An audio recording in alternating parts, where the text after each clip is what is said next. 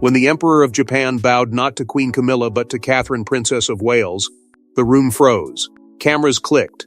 Gasps were muffled. In that single moment, a centuries-old protocol crumbled, and an unspoken truth thundered through Buckingham Palace. The world no longer bowed to the crown, it bowed to character. Before we go deeper into what this really means for the royal family, make sure to subscribe so you don't miss a single update. It wasn't just a bow, it was a reckoning. At the heart of the most formal and diplomatically rigid state dinner hosted in London in decades, Emperor Naruhito, head of one of the world's most tradition-bound monarchies, did something no one predicted. As he approached the royal receiving line, his ceremonial bow was directed not at Queen Camilla, who stood where power dictated she should. Instead, it landed precisely, deliberately on Catherine. Not a glance to the left, not a murmur of explanation. Just that deep, gracious bow. To the woman the world had come to see not as a title, but as a symbol. Camilla stood silently, her posture still but her face tight. And as the Empress gave Catherine a nod measured, distant, it became clear this was no diplomatic oversight. It was a message, one that echoed louder than the polished speeches and carefully rehearsed toasts that followed. British tabloids scrambled to decode the breach. Was it accidental? A misreading of protocol? Or had the Japanese delegation quietly signaled a shift in perception, one that exposed the deep fracture behind the monarchy's polished veneer? While palace aides remained tight-lipped, international headlines made no attempt to soften the story. Character over crown, read one. The bow heard round the world, screamed another.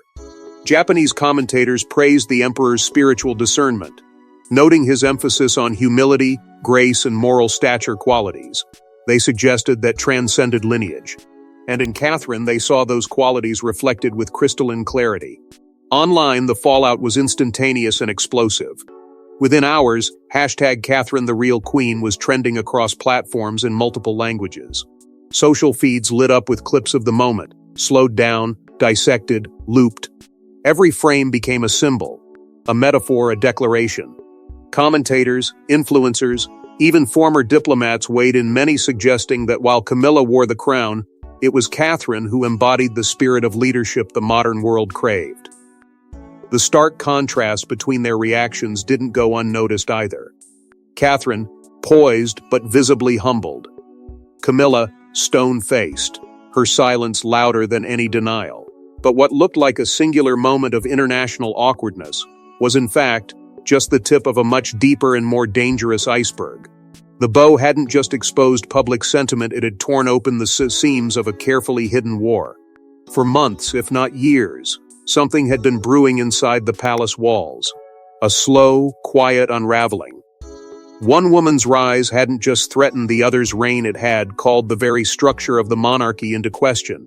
But this wasn't just a diplomatic gaffe, it was the culmination of quiet wars and whispered betrayals that began long before the first bow. Inside the palace, two women wear crowns of very different weight, one of inherited title, the other of earned devotion. Camilla and Catherine never exchanged public barbs, but behind the palace walls, the frost ran deep.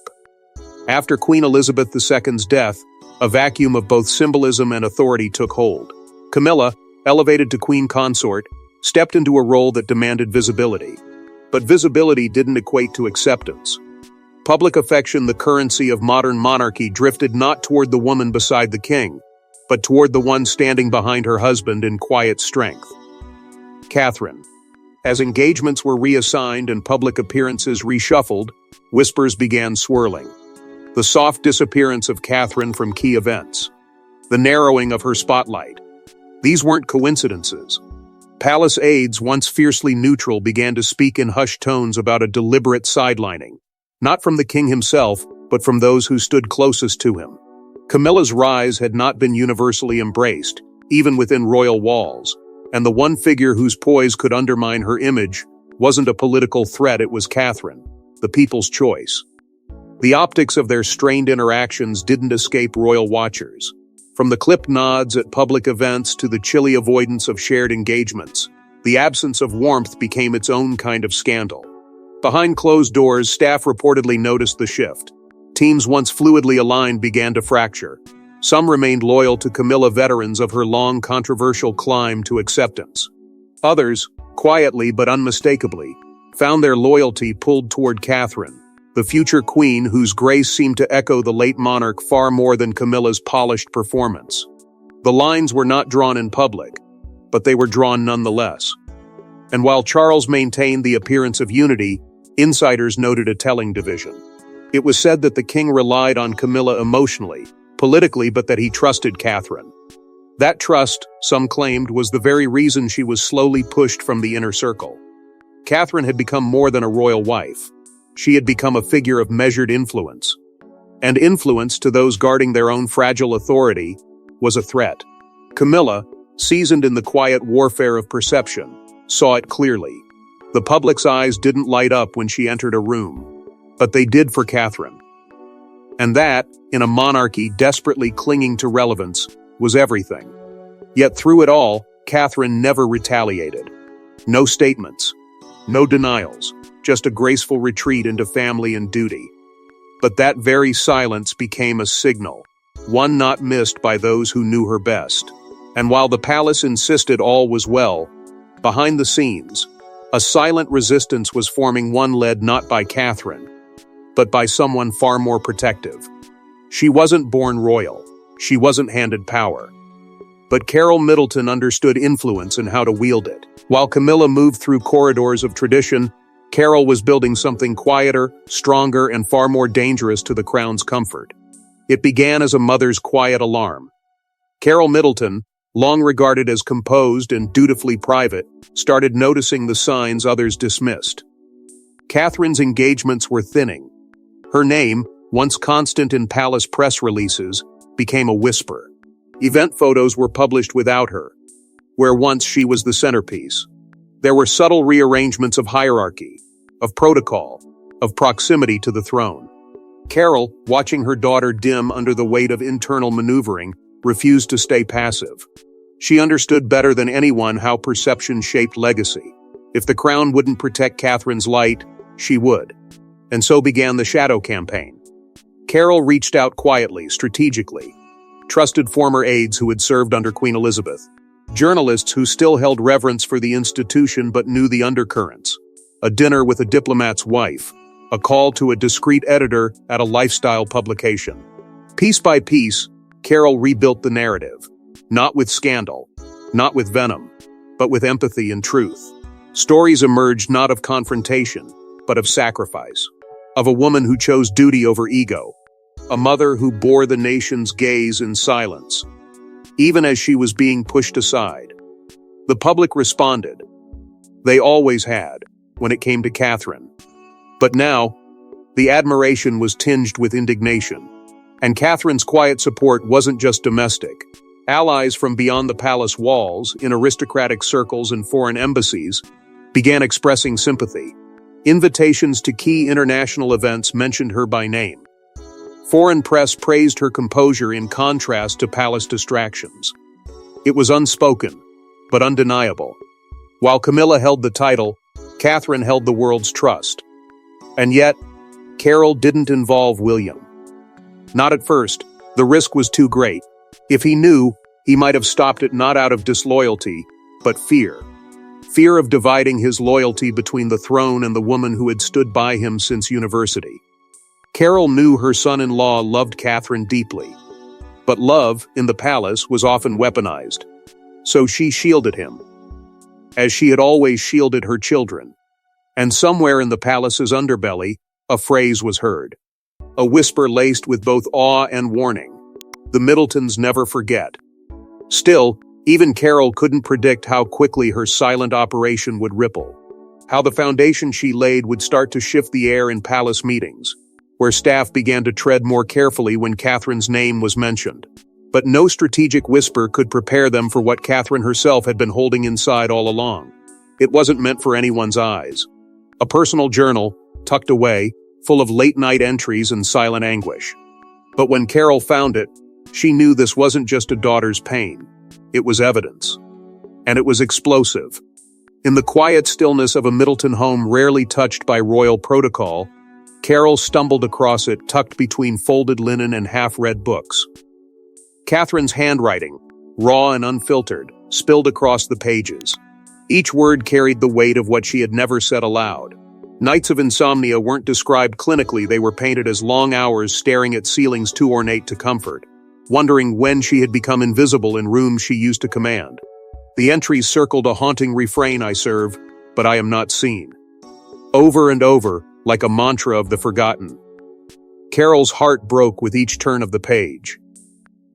There were notes on meetings canceled without notice, decisions made without Catherine's involvement, mentions of Camilla controlling the calendar, handpicking which engagements suited her presence, often leaving Catherine in the shadows. There were chilling descriptions of walking into royal events and feeling the cold steel of intentional exclusion. But Catherine hadn't written these words in anger. The tone was heartbreakingly restrained, as if she had trained herself not to expect better. But what gripped Carol most were the passages about the children George, Charlotte, and Louis. Catherine's private fear that they were absorbing the very tension she worked so hard to mask. She wrote of hiding tears in the nursery, of guarding her tone at breakfast, of forcing smiles during official portraits, not for the cameras, but for the tiny eyes watching from the edge of gilded corridors. She worried about what legacy meant if it came wrapped in silence and sacrifice. Carol sat with the journal for hours, torn between her instincts as a mother and the crushing implications of what she held.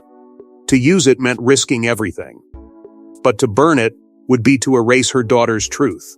Every entry was a cry not for vengeance but for recognition. And in the final pages, a haunting close: "Maybe Grace is refusing to fight on their terms." Not a declaration of surrender, but a defiant choice to preserve herself in a world that had tried to erase her. What began as a quiet protest scribbled in ink had become a spark. Carol understood now this wasn't just about dignity. It was about survival. And it was no longer about protocol. It was about protection, and Catherine was no longer standing alone. The Japanese emperor's visit was meant to reinforce tradition, not shatter it. But those orchestrating the itinerary knew something no one else did. The world was watching, and the smallest gesture could ignite a firestorm. Behind palace doors, the run-up to the imperial state dinner was fraught with tension, not celebration. Seating charts were revised and revoked. Orders of introduction debated behind closed doors. To the outside world, it was a flawless diplomatic exchange. But internally, it was a silent war of precedence. Camilla, by every measure of royal hierarchy, was to take the lead. She was queen, after all. The palace had prepared her for that moment. Rehearsals, advisors, optics teams, everything designed to reaffirm her supremacy in the eyes of the visiting monarchs. Yet, something shifted days before the event, something unexpected, and far beyond the crown's control. The Japanese delegation, known for its formality and precision, had been quietly observing. Their aides had reviewed archival footage, read translated press coverage, and paid particular attention to Britain's shifting public sentiment. While Camilla appeared at the top of the protocol sheet, it was Catherine's grace, resilience, and quiet dignity that had captured the world's attention and theirs. Multiple sources now confirm private diplomatic conversations acknowledged Catherine as a symbol of perseverance, something that deeply resonated with the emperor and empress. It wasn't hierarchy that shaped their decision. It was reverence for character. So when the receiving line was unexpectedly reordered, Catherine placed at the forefront, Camilla didn't protest aloud. But palace aides described her expression as thunderous. Still, it was believed to be a symbolic move, a nod to harmony. Until the moment came. The emperor paused, looked directly at Catherine, and bowed deeply, reverently, unmistakably. The room tensed. Gasps swept through the hall like a wave muffled by formality. Camilla was next in line. She received a nod, courteous, distant, nothing more. And in that instant, centuries of rigid protocol collapsed under the weight of one undeniable truth. The world no longer bowed to lineage. It bowed to integrity. Inside the palace, reactions were immediate and conflicting. Some viewed the emperor's gesture as a cultural misstep. Others, as a diplomatic masterstroke. International press erupted. Headlines in Tokyo and New York alike dissected every frame of the moment. British tabloids fumbled for context. Was it a calculated insult, a subtle realignment of favor, or simply the recognition of a woman who had endured without retaliation? Either way, the damage was done not to Catherine, but to Camilla. The symbolic thread she had so carefully spun around herself had just been cut by an outsider who saw through the pageantry and into the person. But the bow was only the beginning. What followed was the collapse of Camilla's carefully constructed illusion of control. For a woman who had spent decades fighting for acceptance, being ignored wasn't just an insult, it was devastation. And Camilla, once praised for endurance, began to crumble under the spotlight she no longer controlled. The moment the imperial state dinner concluded, whispers spread like wildfire through the palace corridors. Behind gilded doors, Camilla's composure reportedly gave way to fury private, but far from silent. One aide would later describe her as volcanic, her voice raised for the first time in months, demanding to know who had authorized Catherine's position at the front of the reception. Others said she spoke of betrayal, not from foreign dignitaries, but from within the very walls she now called home. Her rage wasn't just about the bow, it was about being overshadowed, outshined, and outmaneuvered in her own court. The humiliation wasn't political. It was deeply personal. Emergency meetings were called at Clarence House before dawn. Crisis teams scrambled to craft a narrative. Leaks to loyal press contacts suggested the seating order had been miscommunicated, that protocol had been fluid due to cultural sensitivities. But none of it stuck. Social media had already crowned its queen, and the headlines weren't kind. The image of Catherine receiving a deep bow while Camilla stood a step behind had taken on a life of its own. And Camilla, seeing the public slip further from her grasp, lashed out the only way she knew, through control. Rumors quickly emerged of her threatening to cancel upcoming engagements unless her role was reasserted. Some even claimed she demanded Charles issue a joint statement clarifying her position as queen, not consort, not ceremonial queen. But Charles, already caught in the crossfire between loyalty to his wife and admiration for his daughter-in-law, refused to pick a side. And that in itself was damning. Inside the palace, the mood turned. Senior aides began referring to the growing unrest as the chill. Invitations Catherine once received for key planning meetings vanished. Her name was quietly removed from internal event briefs. When asked why, the response was rehearsed and flat: it was an oversight. But no one believed that. A royal aide reportedly muttered in a hallway, "The Queen is losing the room," a phrase that ricocheted through the palace staff like a thunderclap. Tensions escalated in the most British of ways, through silence. Eye contact withheld. Conversations cut short, formalities adhered to with icy precision.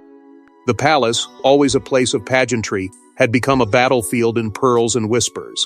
Still, if Camilla thought isolating Catherine would erase the public's memory of that night, she miscalculated. The story wasn't dying, it was evolving. Support for Catherine had reached new heights. International outlets doubled down on coverage. Editorials praised her restraint, her grace, her silence. And while Camilla receded into rehearsed statements and strategically timed appearances, Catherine needed none. The contrast was glaring. And the people had chosen their symbol not through referendum, but through reverence. But the public had already made up their minds, and the next voice to rise didn't come from a throne room. It came from the people. They didn't need coronets or scepters. From Tokyo to Toronto, Sydney to Nairobi, people had chosen. In schools, on subways, online, the conversation had shifted. Catherine wasn't waiting for a crown. She already had their hearts. The world didn't ask for permission. It didn't wait for palace approval or protocol briefings. It simply moved. After the dinner, international headlines poured in like a floodgate burst wide open. "The People's Queen," one Japanese editorial proclaimed. "Grace over gold," read a Canadian front page. American networks dissected the bow with the fervor usually reserved for elections or scandals, calling it a symbolic transfer of reverence. And across Europe, where monarchies still stirred both nostalgia and scrutiny, the conversation took on a new tone, one that didn't mention Camilla at all. It was Catherine who now dominated the conversation. But it wasn't just media, it was the masses. Social media erupted. Within 24 hours, #RealQueenCatherine had been used more than 2 million times. TikToks and Reels replayed the moment the emperor bowed in slow motion, overlaid with music, poetry, and tears. Artists painted tributes. Teachers showed their students clips. An Australian commentator, nearly breathless, called it the most powerful silent moment in modern diplomatic history. And in Japan, citizens flooded local news outlets with messages praising their emperor's spiritual clarity and rare righteous discernment. What Camilla had fought for through position, Catherine had been given through authenticity. That difference could not be undone. Even in Britain, where royal loyalty often clings to the past, something shifted. A major newspaper poll showed 73% of the public believed Catherine better embodied the future of the monarchy than Camilla. That number was more than a metric, it was a message. And behind palace gates, it wasn't ignored. Advisors scrambled. Some pushed for a new PR campaign to reinvigorate the Queen's public narrative. Others begged for a joint appearance between Camilla and Catherine, hoping a photo op might reset the tone. But it was too late. Relevance can't be printed on a poster. It must be felt. And the public no longer felt Camilla in their story. The warmth was gone. The Middletons, once dismissed as outsiders, now found themselves surrounded by quiet admiration. Foreign diplomats extended informal praise. Even aristocratic circles once icy toward Catherine's lineage softened, whispering that perhaps the crown needed not just pedigree, but principle. It wasn't about rebellion. It was about reflection. A world in crisis, craving dignity, had looked across the throne rooms and found something rare: humility and power. And they weren't going to let go. Camilla, once the survivor in a sea of scorn, was now adrift in something colder: indifference. Her silence, once strategic, now felt like absence. Her appearances, once celebrated, now felt forced. The monarchy was moving, and for once it wasn't waiting for instructions. Catherine hadn't asked for it. She had endured for it.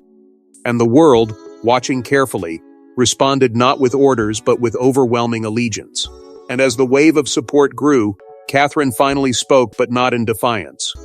In quiet, measured truth, she could have called them out.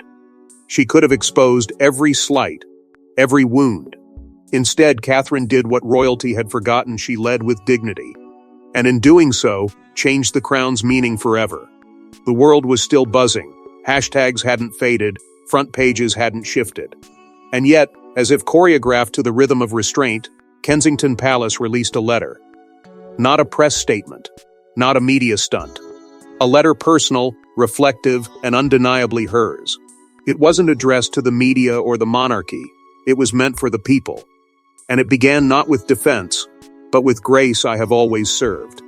But I have also always felt. Those words, measured yet raw, said more than any interview could. Catherine had not been silent out of submission, she had been listening. And now, she spoke with a voice sharpened by silence. The letter didn't name names. It didn't point fingers. But the undercurrent was unmistakable. She acknowledged the weight she'd carried, the loneliness of royal duty, the pressure to smile while standing in shadows. She wrote of service as a gift, not a burden. She thanked the Japanese hosts for their humbling kindness, making clear that the moment the world couldn't stop watching wasn't about protocol, it was about people seeing one another. That single bow, the gesture that ignited global conversation, had pierced the ceremonial veil and revealed something real. She never mentioned Camilla. Not once. And yet, that omission echoed louder than any accusation. It was restraint, not weakness. Royalty, Catherine reminded the world, wasn't measured by how loudly one asserted position, but by how deeply one endured with grace. Even in a letter steeped in vulnerability, she chose unity. She emphasized family, country, and compassion over conflict. But nestled between the lines, a truth throbbed. Catherine had been sidelined, bruised by palace games, yet she stood taller than ever. And the people saw it. They felt it. Analysts called it a masterclass in emotional intelligence. Diplomats privately praised the timing, the tone, the wisdom. Even some within the palace walls, once loyal to Camilla, were forced to pause. For in that letter, Catherine achieved what years of palace statements could not. She redefined leadership for a new era. One where power no longer roared, it resonated. Where crowns didn't command, they earned. The press dissected every word, but it was the public who needed no translation. They understood. She wasn't asking to be seen as queen. She already was. And so, as headlines evolved from scandal to reflection, as public sentiment solidified into historical momentum, one quiet truth settled across the monarchy like morning fog: Catherine had not won a battle, she had reshaped the battlefield. With a pen instead of a crown, with stillness instead of spectacle, she proved that royalty is not inherited, it is demonstrated. And those who watched closely knew the game had changed. But even as the storm calmed, one question echoed through the halls of Buckingham Palace: what happens next? No abdications, no declarations, just a shift. Quiet, seismic, and irreversible. The monarchy hadn't collapsed, but it had changed, and those who had once controlled the crown now found themselves merely holding it. The transformation didn't arrive with fanfare. It unfolded like dawn, subtle, unstoppable, and visible only when it had already happened. Within palace walls, murmurs of constitutional adjustments grew louder. Advisors began exploring ceremonial realignments, discreetly but deliberately redefining roles without triggering institutional chaos. And at the center of it all stood Catherine, unofficial, unchallenged, and unshakable. Not crowned, but commanding. The quiet force around whom a fractured monarchy had begun to realign. Behind closed doors, Charles, worn by time and torn loyalties, was said to have finally spoken words no one expected. "She's strong," he reportedly told aides. "She's weathered more than most of us ever could." It wasn't an abdication of power, but an acknowledgement of where influence now resided. And while Camilla stepped away from upcoming appearances, citing personal reflection, few missed the symbolism. Her absence wasn't strategic, it was a retreat. Meanwhile, William stepped forward not as a replacement, but as a bridge. His voice, once restrained by duty, now carried a sharper clarity. He began advocating for reform not in policy, but in tone. Fewer photo ops, more transparency; fewer formalities, more substance. And through it all, Catherine's presence steadied the narrative. She didn't need to campaign. She simply continued visiting charities, standing with families, showing up for school runs in a coat and quiet confidence. No royal emblem. No grandeur. Just presence. Just consistency. Global media caught on. Front pages across continents hailed, not a new queen, but a new standard. Headlines read, "Monarchy Reimagined," "The Crown's Silent Reformation," and "Catherine, the Power Behind the Patience." Analysts dissected the cultural shift not through press conferences, but through gestures. Through the Japanese bow. Through the diary. Through the silence that followed, and the dignity that answered. By the time the noise faded, one image remained. Not a throne. Not a crown. But Catherine walking hand in hand with Charlotte and Louis, laughing outside a school gate. No guards flanking her, no media frenzy surrounding her. Just a mother. Just a woman. Just a leader the public had already chosen. It wasn't about hierarchy anymore. It was about humanity. Because in the end, royalty isn't chosen by blood. It's chosen by the hearts that remember who showed up when it mattered most. Thanks for watching. Please don't forget to like and subscribe, and we will see you in next one.